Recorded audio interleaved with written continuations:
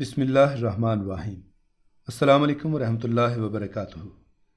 تزکیہ و احسان کی منازل طے کرنے والا خوبرو اندلسی نوجوان عالم شباب میں ہی قدسیوں کی آنکھوں کا تارا بن گیا۔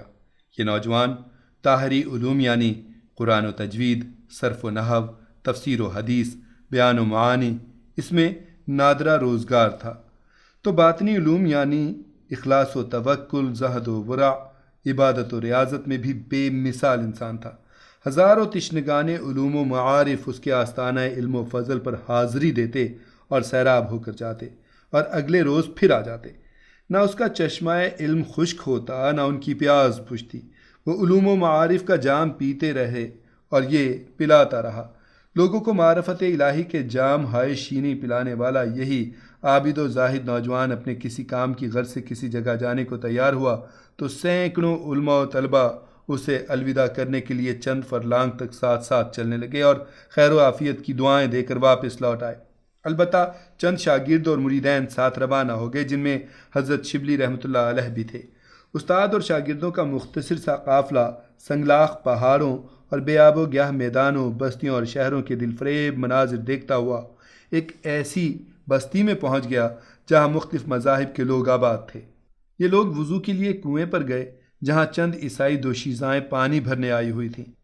ان میں کھور تمثال 15 برس کے سنو سال اپنی ہمجولیوں میں یوں نظر آئی جیسے ستاروں میں 14ویں کا چاند دمک رہا ہو۔ جو ہی اندلسی نوجوان کی نگاہ اس غارت گر دین و ایمان کے کاکل مشکیں اور صبح جھپیں پر پڑی تو وہ اس کی آنکھوں کی پتلیوں کے راستے نہا خانہ دل میں اتر گئی۔ یہ یوں بیٹھ گئے جیسے اس کے پاؤں میں بیڑیاں لگ گئی ہوں۔ نہ وضو یاد رہا، نہ نماز، نہ اپنی خبر اور نہ اپنے ساتھیوں ہی کی۔ یہ بے خودی کے عالم میں اس سر و قد کی چاند سی جبیں دیکھتے اور کبھی گردن بلوریوں اور کبھی سعاد سیمی اور کبھی پنجہ نگاری اور کبھی اولوں جیسے دانت اور کبھی سینہ بے کینہ، جوں جوں نظر دوڑاتے ایک سے ایک بڑھ کر وصف حسن و جمال نظر آتا جو آتش شوق کو سلگانے لگتا، اور یہ کھانا پینا بھی بھول گئے، لیکن یہ پہلی ہی نظر میں اس کے تیرے نگاہ کا شکار ہو گئے۔ اس کے خمسائے ابرو نے انہیں تڑپا کے رکھ دیا اور دل نقد ہار بیٹھے۔ ساتھیوں نے دیکھا کہ اندلسی نوجوان زاہد کی نگاہیں اس پری پیکر ناظرین کا پیچھا کر رہی ہیں۔ تھوڑی دیر بعد وہ سروقامت خرام رفتار اپنی سہیلیوں کے ساتھ گھر کو روانہ ہونے لگی اور یہ نوجوان زاہد ماہی بیاب کی طرح تڑپنے لگا۔ حالانکہ یہی وہ نوجوان تھا جو اپنے وعظوں اور تقریروں کے ذریعے بڑے بڑے سنگ دل ڈاکوؤں اور سفاک مجرموں کو تڑپا دیتا تھا۔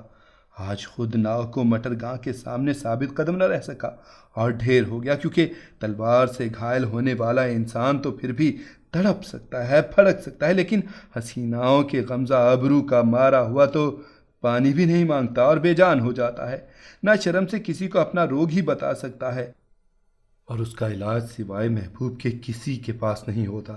چنانچہ یہ نوجوان زاہد اپنی آنکھوں کی پتلیوں میں جلوہ افروز ہونے والی خوبرو دوشیزہ کا عطا پتہ پوچھنے لگا۔ پتہ چلا کہ وہ اس گاؤں کے عیسائی سردار کی نوجوان لڑکی ہے جو سہیلیوں کے ہمراہ پانی لے کر گھر چلی گئی ہے۔ شمع در فانوس شد و پروانہ سرگردان بماند۔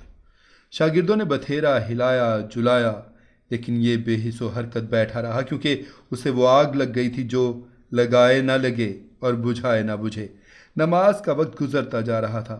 ساتھیوں نے وضو کا پانی لا کر دیا اور خود بھی وضو کر کے نماز ادا کی، پھر اس کی طرف متوجہ ہوئے، اسے اس کے منصب اور مقام سے آگاہ کیا اور بدنامی سے ڈرایا، لیکن نوجوان زاہد ٹس سے مس نہ ہوا۔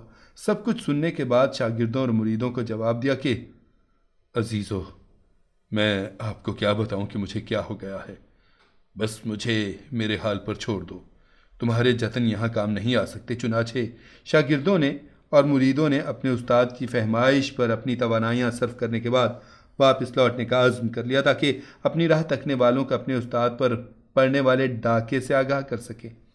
جب اہل بغداد کو اپنے اعلیٰ سیرت والے خوبصورت نوجوان استاد کی متاع ایمان عشق کے ہاتھوں لٹنے کی اطلاع ملی تو وہ دل پکڑ کر بیٹھ گئے۔ ان کی ٹانگیں ان کا بوجھ اٹھانے سے جواب دینے لگیں۔ ابلیس ملعون کی تو عادت ہے کہ وہ پہلے تو گناہ کے کاموں کو خوشنما بنا کر پیش کرتا ہے اور جب کبھی کوئی صاحب دین و ایمان مرد یا عورت اس کے جال میں پھنس جائے تو ایسی چیخ لگاتا ہے کہ چھپ کر گناہ کرنے والے کے گناہ کی شہرت اخبارات و جرائد، ریڈیو اور ٹیلی ویژن کے ذریعے پہاڑوں کی غاروں اور چوٹیوں، میدانوں، شہروں، بستیوں میں پہنچا دیتا ہے۔ نتیجہ یہ نکلتا ہے کہ وہ مرد یا عورت کسی کو منہ دکھانے کے قابل نہیں رہتے، بلکہ کتنے گناہ گاروں کو وطن سے بے وطن ہونا پڑتا ہے اور عزیزوں رشتہ داروں سے بیگانگی کا سامنا کرنا پڑتا ہے۔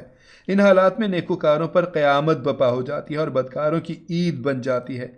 وہ اپنی اور سارے جہاں کی برائیوں سے آنکھیں بند کر کے نیکوکاروں کے پیچھے پڑ جاتے ہیں اور انہیں عدالتوں میں رسوا کرتے ہیں۔ اندلسی زاہد کی خبر علماء و صلحاء پر بجلی بن کر گری اور وہ سوئے قضا اور شماتت اعداء سے ڈرنے لگے۔ نوجوان استاد کی ہدایت کی دعائیں کرنے لگے۔ عرض کے درسگاہوں کے اساتذہ و طلباء اور خانقاہوں کے درویش و صلحاء اپنے استاد کی صورتحال کا چشم دید مشاہدہ کرنے کے لیے نکل کھڑے ہوئے۔ چلتے چلتے بالآخر اس گاؤں میں پہنچ گئے جہاں عشق کا سانپ نوجوان زاہد کے ایمان کو ڈس گیا تھا۔ وہاں سے اپنے استاد کے متعلق پوچھا تو انہوں نے جواب دیا کہ وہ ادھر جنگل میں سوروں کے ریوڑ کو چرا رہا ہے۔ یہ سنتے ہی یہ بدحواس ہو گئے، حواس باختہ ہو گئے اور اس انہونی پر سر پیٹنے لگے۔ گاؤں والوں سے وجہ پوچھی تو انہوں نے بتایا کہ آپ کے استاد کو ہمارے سردار کی نوجوان دوشیزہ سے عشق ہو گیا ہے۔ اس نے لڑکی کے باپ سے شادی کی درخواست کی، جو اس نے اس شرط پر قبول کر لی کہ مذہب اسلام ترک کر کے عیسائی بننا ہوگا اور 3 سال ان کے سوروں کی گلابانی کرنا ہوگی۔ گاؤں والوں نے بتایا کہ آپ کے استاد جو نوجوان دوشیزہ کی محبت میں پگھلے جا رہے تھے، انہوں نے یہ شرط قبول کر لی اور جنگل میں عصا لے کر اس کے سوروں کی گلابانی کر رہے ہیں۔ چنانچہ حضرت شبلی اور ان کے رفقا روتے ہوئے جنگل کی طرف چلنے لگے جہاں ان کے استاد سور چرا رہے تھے۔ انہوں نے دور سے اپنے استاد کے سر پر سلیب کے نشان والی ٹوپی اور کمر میں زنار بندھی دیکھی تو سمجھ گئے کہ لوگوں نے سچ بتایا ہے۔ جب وہ اپنے شیخ کے پاس پہنچے تو اس نے آنکھ اٹھا کر بھی نہ دیکھا۔ شبلی بولے، السلام علیکم اندلسی زاہد۔ سر جھکائے دبی زبان میں، وعلیکم السلام۔ شبلی بولے، استاد محترم، باوجود علم و فضل کے یہ کیا ہو گیا؟ اندلسی زاہد بولا، مجھے خود معلوم نہیں کہ میرے ساتھ کیا ہوا۔ شبلی کہنے لگے، آپ تو 7 قراتوں سے قرآن پاک پڑھتے تھے، کیا وہ بھی یاد ہے یا نہیں؟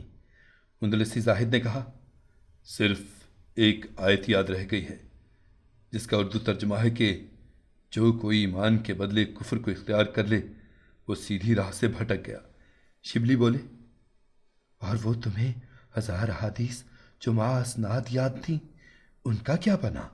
اندلسی زاہد بولا، صرف ایک حدیث یاد رہ گئی ہے۔ شبلی پوچھنے لگے، وہ کون سی حدیث ہے؟ اندلسی زاہد نے جواب دیا، اپنا دین بدلنے والے کو قتل کر دو۔ واقعی جنون عشق انسان کو اپنی عزت و آبرو، مرتبہ و مقام اور انجام کار سے اندھا کر دیتا ہے۔ نوجوان استاد اس روایت کے ذریعے اشارے دے رہا تھا کہ اب اس راہ میں قتل ہونا منظور ہے لیکن واپسی منظور نہیں۔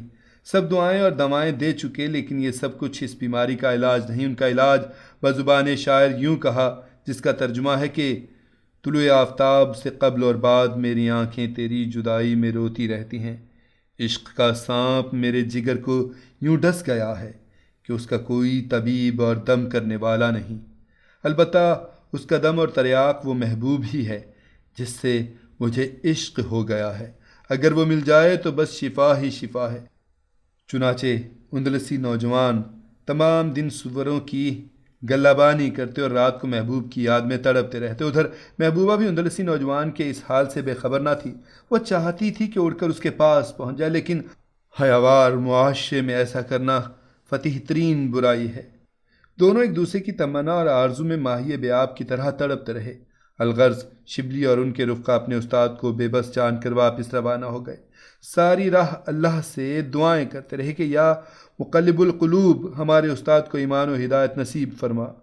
ابھی وہ راستے ہی میں تھے کہ ان کی دعائیں رنگ لائیں اور انہیں اپنے سامنے نہر سے ایک شخص نہا کر نکلتا دکھائی دیا اور وہ بلند آواز میں پڑھ رہا تھا، اشہد ان لا الہ الا اللہ واشہد ان محمد رسول اللہ صلی اللہ علیہ وآلہ وسلم۔ یہ سن کر ان کے دل میں سرور و شادمانی کی لہر موجزن ہوئی، کیونکہ وہ شخص ان کا استاد ابو عبداللہ ہی تھا جسے وہ سوروں کی گلہ بانی کرتے دیکھائے تھے۔ یہ ان سے گلے مل کر بخوشی رو دی اور متاع ایمان کے واپس لوٹنے پر مبارکبادیں دینے لگے۔ اس کے بعد اندلسی زاہد نے پاکیزہ اور ستھرے کپڑوں کا مطالبہ کیا تاکہ نماز ادا کر سکے، جو انہیں مہیا کر دیے گئے۔ پھر انہوں نے نہایت خوش و خضوع سے نماز ادا کی اور شبلی اپنے رفقا کے ساتھ پیچھے بیٹھ کر اللہ کا شکر ادا کرتے رہے۔ جب استاد محترم نماز سے فارغ ہوئے تو شاگردوں نے ان سے متاع ایمان لٹنے کا سبب پوچھا۔ اندلسی زاہد یوں گویا ہوئے: عزیزو، واقعہ کچھ یوں ہے کہ جب ہم اس علاقے میں داخل ہوئے تو ہم نے بہت سے لوگوں کو مبتلا کفر و شرک دیکھا۔ کوئی سورج کی پرستش کر رہا تھا اور کوئی آگ کے سامنے ماتھا ٹیک رہا تھا اور کوئی سلیب کی پرستش کر رہا تھا۔ یہ منظر دیکھ کر میرے دل میں اپنی توحید پرستی پر تکبر پیدا ہوا، اور تکبر اللہ تعالیٰ کو پسند نہ آیا۔ مجھے غیب سے آواز آئی کہ تکبر کس بنا پر کرتا ہے؟ کیا ایمان و توحید پرستی کوئی تمہارا ذاتی کمال ہے؟ اگر ہماری توفیق شامل حال نہ ہو تو تم بھی ویسے ہی ہو جاؤ گے۔ اس کے بعد مجھ پر ابلیس کا مسموم تیر چل گیا۔ اس خوبرو دوشیزہ پر جو ہی میری نظر پڑی، یوں محسوس ہوا جیسے میرے قلب سے کوئی طائر خوش رنگ اڑ گیا ہے۔ اس کے بعد مجھے نہیں معلوم کہ جنون عشق میں مجھ سے کیا سرسد ہوتا رہا۔ حضرت رسول مقبول صلی اللہ علیہ وآلہ وسلم کا فرمان مبارک ہے کہ غیر محرم عورتوں کو دیکھنا ابلیس کے تیروں میں سے ایک تیر ہے۔ جو شخص اللہ کے خوف سے ایسا کرنے سے باز رہا تو اللہ اسے ایسا ایمان عطا فرمائے گا جس کی حلاوت وہ اپنے دل میں پائے گا۔ اندلسی زاہد پر اللہ کی جو تقدیر وارد ہوئی تو اس کا سبب بھی غیر محرم کے چہرے پر نظر گاڑنا ہی تھا۔ چنانچہ اس زہریلے تیر کی وجہ سے اندلسی زاہد عشق کے اندھے کنویں میں گر پڑا۔ پھر توفیق الہی شامل حال ہوئی تو ایمان کی دولت لوٹ آئی۔ بہرحال جب وہ اپنے ساتھیوں کے ہمراہ وطن مالوف کو روانہ ہوا تو بغداد میں شادیانے بج گئے، ویران عبادت گاہیں اور مدرسے اثر نو آباد ہو گئے۔ بعض مصنفین اپنی کتب میں ذکر کرتے ہیں کہ جب عیسائی دوشیزہ کو ان کے واپس لوٹنے کا پتہ چلا تو وہ کوشش بسیار کے بعد اپنے محبوب کو تلاش کرنے میں کامیاب ہو گئی، لیکن اب نوجوان زاہد کی وہ حالت نہ رہی تھی، بلکہ انہوں نے اس دوشیزہ کو مسلمان کر کے جنت میں ملنے کے وعدے پر راضی کر لیا۔ بالآخر وہ بھی اللہ کی ہو کر رہ گئی۔